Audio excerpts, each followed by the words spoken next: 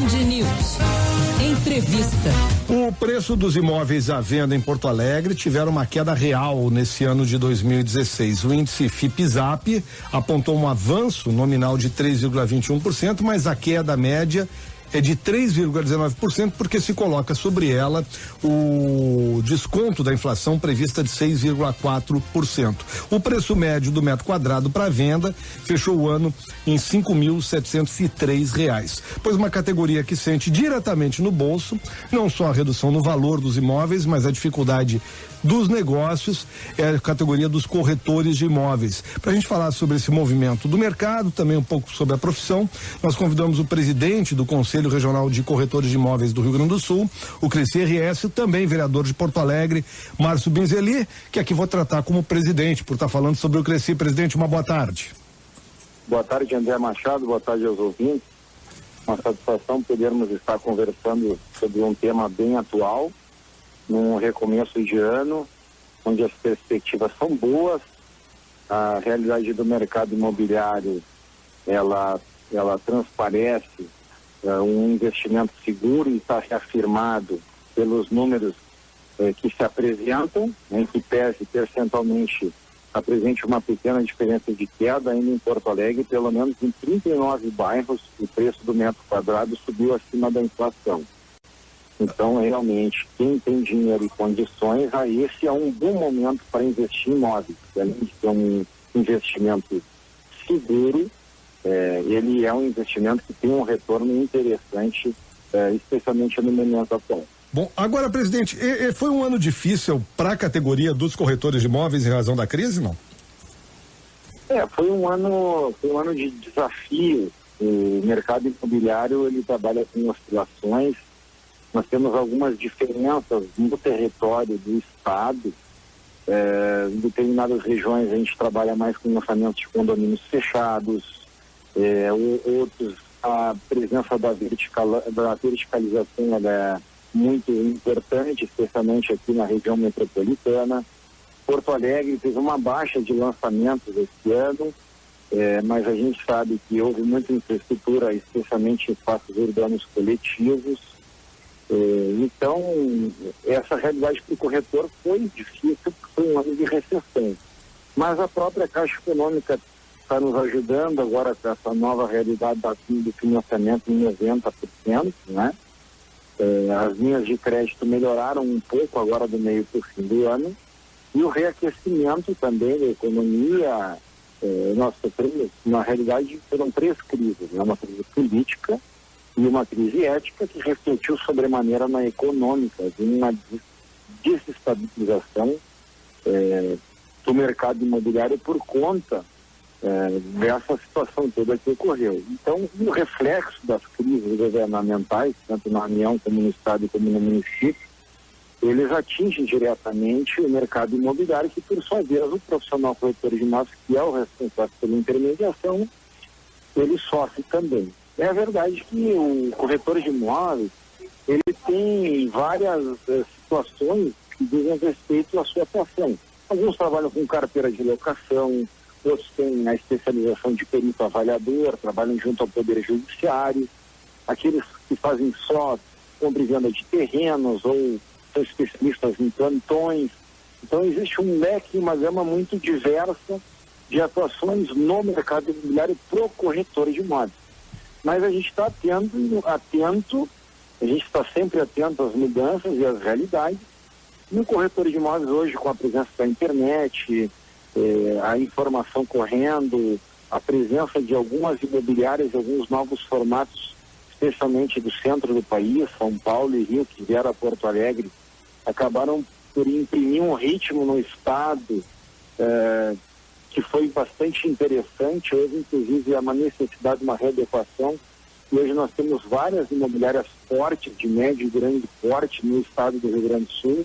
Eu criou um respeito muito bom pela categoria também, e uma segurança de quem investe em imóveis. Várias carteiras de imóveis de proprietários são confiadas a imobiliárias renomadas do estado. Então a gente acredita que esse vai ser um bom ano para o mercado imobiliário e para a corretagem. Agora, presidente Márcio Binzeli, Laura Becker, boa tarde. Tudo bem, Laura? Tudo boa certo. Tarde. Em relação a esse período do ano especificamente, a gente tem as férias e muita gente sai, né, para viajar, enfim, procura outros destinos. Como é que o mercado se encontra no momento? Esse é um período ainda de baixa procura ou não? É nas férias que as pessoas decidem mudar a sua casa ou alugar, enfim? Olha, o que mais a gente procura orientar para dicas nesse período, né? E a realidade maior, digamos assim, de movimentação do mercado imobiliário no período do veraneio são as locações por temporada. Inclusive, se vocês me permitirem, a gente traz aqui a ideia de algumas dicas, porque essa semana mesmo nós fizemos uma entrega de carteiras em Tramandaí, Capão e Torres. Nós temos delegacias físicas com escritório que podem orientar os profissionais e aquelas pessoas que buscam locar um imóvel, e a gente sempre orienta que o cidadão procure uma imobiliária ou um corretor credenciado, porque ele tem atribuições legais e obrigações no que diz respeito aos cuidados com os imóveis. Por exemplo, lá em Torres eu cheguei para fazer entrega de carteiras e vi várias pessoas sentadinhas nas cadeiras de praia, no leito da via, oferecendo as suas casas. Alugo a minha casa, alugo casa por temporada. Então, assim, tem que haver um cuidado do veranista com as fraudes e as possíveis dores de cabeça que esse tipo de relação sem compromisso nenhum pode ocasionar. E a gente tem ainda hoje em dia, né, presidente, hoje em dia muita alocação pela internet e que pode sim gerar essa dor de cabeça. Chegar lá, o imóvel às vezes não é nada daquilo que se passou, né? Exatamente nessa linha, André Machado. Eu quero trazer assim algumas situações que eu acho importante. Desconfiar. O cidadão tem que desconfiar de um preço muito baixo, porque pode ser um indício de golpe, né? Algum problema na oferta imobiliária, né? Não é possível o imóvel estar sendo muito barato, né? Atrás de uma barbada pode estar uma surpresa e uma situação de desconforto. Depois, assim, ponto sine qua non, não efetuar nenhum pagamento antes da confirmação da existência do imóvel, né? Porque tem gente mal intencionada, inclusive, que não são corretores. E assim, o mercado imobiliário é um pouquinho diferente de algumas outras profissões. Quer ver um exemplo? A Laura Becker está nos aí, né, André? Tá junto. Olha só, ninguém vai se habilitar nos autos de um processo se não for advogado. Ninguém vai fazer uma cirurgia se não for médico. Mas corretor de imóveis... Todo mundo acha que é. Pessoas com a chave para mostrar o apartamento. Então, assim, preferencialmente visite o imóvel antes de alugar o imóvel. Na praia? Não, eu quero lá visitar o imóvel, né? Ou pelo menos analisar fotos do imóvel. Por isso a importância da segurança de estar num ambiente de uma imobiliária ou conversando com um corretor de imóveis, né? Pode te mostrar uma foto, depois pode te cobrar, porque o número do crescido ele é uma referência e pode se buscar a responsabilidade dele por aquela intermediação. Pois é, se não for possível fazer a visita, deve solicitar fotos recentes e condizentes com a realidade do imóvel. Sobre isso, até o Google Maps pode funcionar. Pode ajudar. Sobre isso até, presidente Márcio Binzeli, recentemente eu lembro que fui ao Teatro do Bourbon Country aqui em Porto Alegre, vi uma peça da humorista Grace Janucas, e uma das piadas que ela fazia era com corretores de imóveis. Mas o que ela falava era justamente o seguinte, que alguém não deu certo em alguma coisa, vai ser corretor de imóvel. E na verdade não é esse o processo. Nós estamos num processo de desemprego, onde sim, eu conheço pessoas que largaram outras profissões, fizeram um curso de corretor para tentar buscar dentro desse setor a sua remuneração. O que é preciso para ser de fato um corretor de imóvel? O que é importante que as pessoas tenham em mente antes de pegar e embarcarem, ingressarem nesse setor numa tentativa aí de fugir da crise? O que acontece, né? Eu, por exemplo, eu sou neto de corretora, sou filho de corretora, meu irmão é corretora, minha madrasta é corretora, venho de uma família de corretores de imóveis. Então, posso te falar com muita propriedade. Desde pequenininho, 8 ou 9 anos de idade, eu ia fazer plantão aos domingos com o pai. Né? Então, assim, o corretor de imóveis tem altos e baixos. Só que existe um fascínio, porque o corretor de imóveis, ele sai de casa, às vezes, só com a passagem de ônibus, e ele volta de carro 0 km para casa. Porque numa boa negociação, num apartamento, em média, a negociação é 6%, 8% no litoral, às vezes até 10%. Uma parte fica para a imobiliária, mas o corretor ele tem uma remuneração importante e interessante. Agora, como eu falei, com o advento assim, de uma profissionalização muito importante, especialmente que foi impressa aqui pelas imobiliárias, um alto nível de profissionalismo e excelência, hoje, para ser corretor de imóveis, além de ter o segundo grau, o cidadão ele tem que ter noções ali de contratos, tem que saber a respeito de uma relação de cartórios com escrituras, matrículas, inclusive gravames sobre o imóvel, situações que remetem a um conhecimento, né, exatamente como eu falei, para determinadas ramificações da profissão.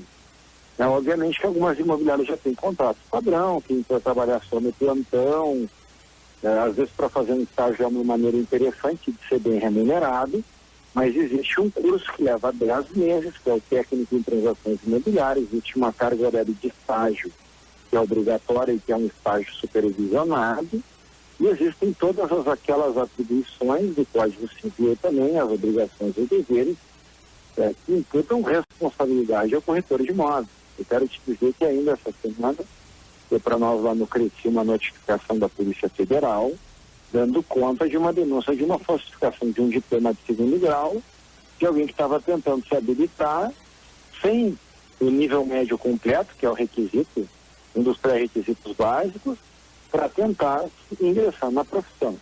Então, é realmente uma profissão fascinante, existe um retorno importante financeiro que ele existe, mas que ele não é garantido, né? Tem até uma máxima do corretor de imóveis, que tem no curso que eu fiz, na época, né, em 2003, a professora dizia para nós, o corretor de imóveis ele acorda todos os dias desempregado, né?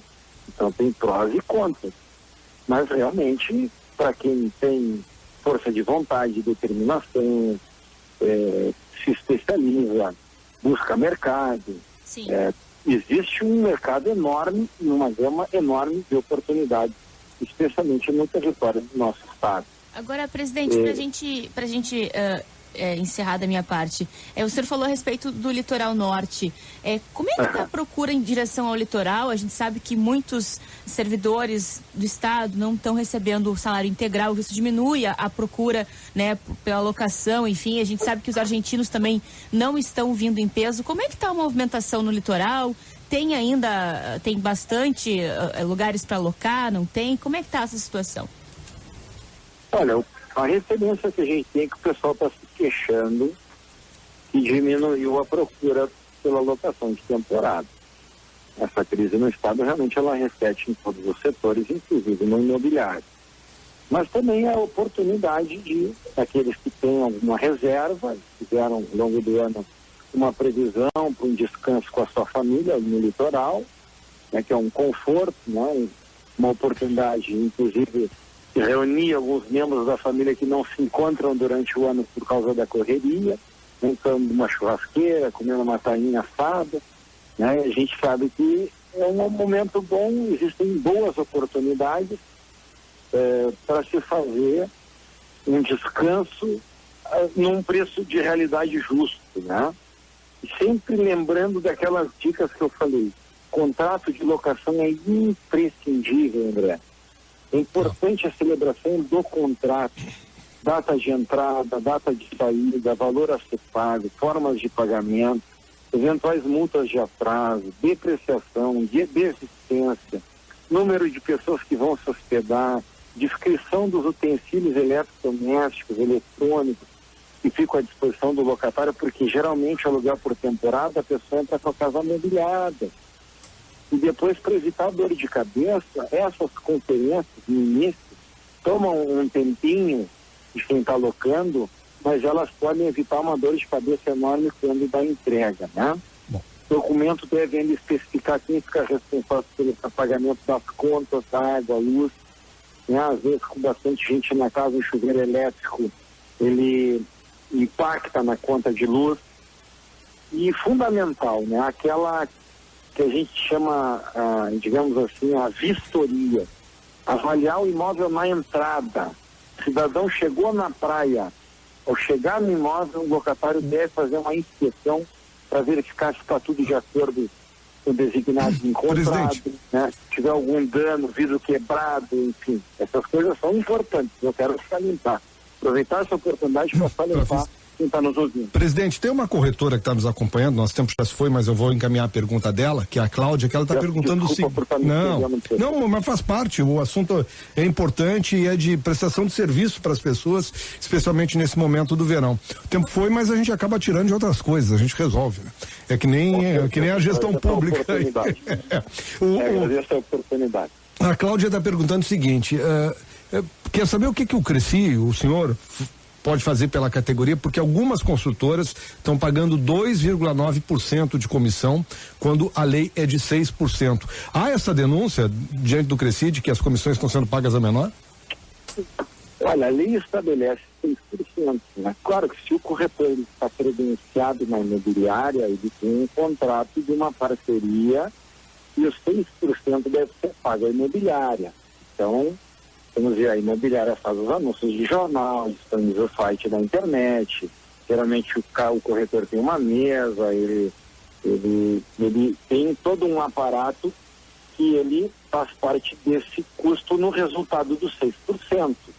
Então, se a imobiliária está pagando 2,5%, né, 3% para o corretor, os outros 3%, uma parte deve ficar para o coordenador do plantão e outra parte ela está colocando que é 2,9% já com a imobiliária. Me parece que é bom mandar uma denúncia, se for o caso, né?